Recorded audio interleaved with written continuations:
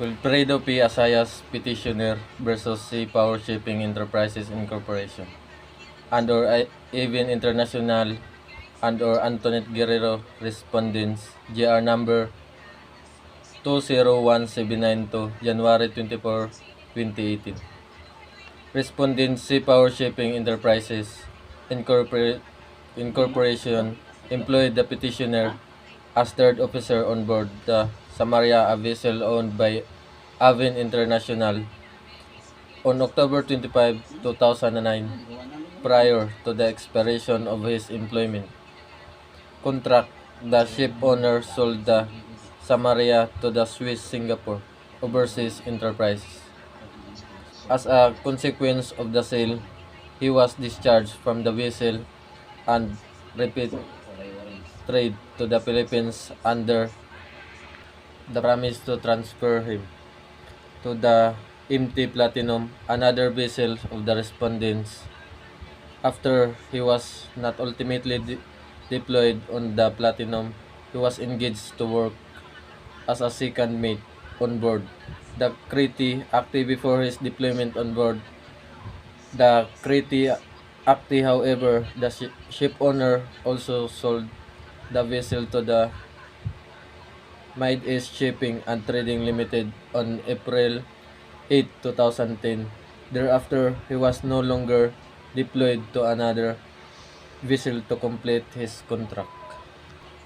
The petitioner filed complaint against the respondents. Labor arbiter illegal dismissal. Rational settled is the role that in termination cases, the burden of proving that dismissal of the employee was for valid and authorized cause rests on the employer.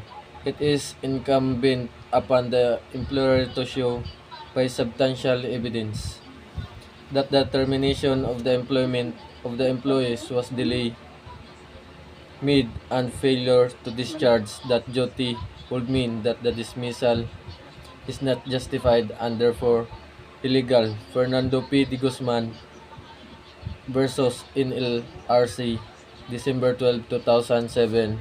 This is illegal termination because there is not showing that he was transferred or re-engaged to another vessel named Platinum, as promised by the respondents, as they are governed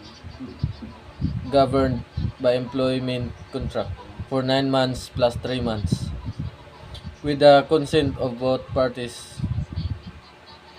Notwithstanding, this is a violation to Section 23 on the standard terms and conditions governing the employment of Filipino seafarers on board ocean-going vessels.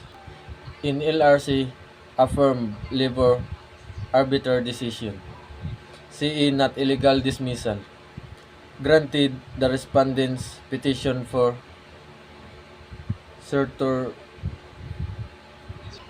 Rational, the instant case is sanctioned by the standard terms and conditions governing the employment of Filipino seafarers on board ocean-going vessels. We quit the provisions thereof to the case, especially Section 23 and 26.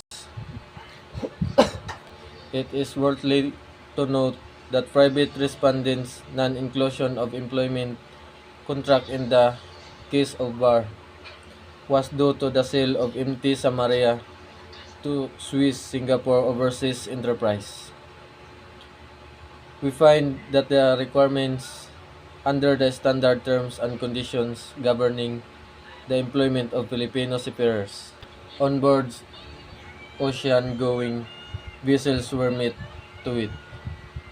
Seafarers' entitlement to earn wage. Seafarers at employer's cost and one month basic wage as termination pay. Last decision has attained its finality. The last decision that was served on the respondents by registered mail was returned with the nation move out, with the service by registered mail being complete the respondents only had 10 calendars. From the return of the mail within which appeal in accordance with the labor code. When they did not so appeal, the last decisions became final and executory. With the last decision attaining finality, it was no longer legally or permission to modify rolling through the expediency of petition claiming that the termination of the petitioner employment had been legal.